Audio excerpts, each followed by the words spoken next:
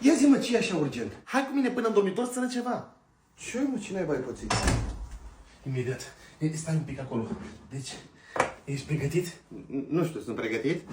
Uite. Bă, stai așa un pic, eu nu că vreau să te refuz, dar totuși. Nu pentru tine, mă, prostule. Vreau să o cer pe Roxana. Băi, lasă-mă, felicitări, bravo, mă. Da, dar aici am nevoie de ajutorul tău. Băi, păi dacă nu vrea, nici nu putem să o forțăm. Acum ce vrei să fac, să o țin? Unde n-ai mai fi găsit-o pe tine cel mai deștept prieten al meu? Nu, mă, frate, vreau să mă ajut să fac o probă. A, așa, da, mă, păi și ce trebuie să fac?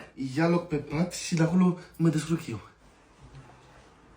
Roxana, vrei să fii soția mea? Nu prea merge, nu mă convingi. Păi fii și tu mai entuziasmat să-mi iau și o energie. Aoleu, nu pot să cred. Nu pot să cred așa ceva. Bă, cred că ar trebui să vii un pic mai aproape de ea, ca să fiți mai apropiați. Ce faci mai aici? Nu pot să cred că tu mai înșeli cu ăsta! Dar eu nu te înșel, nu...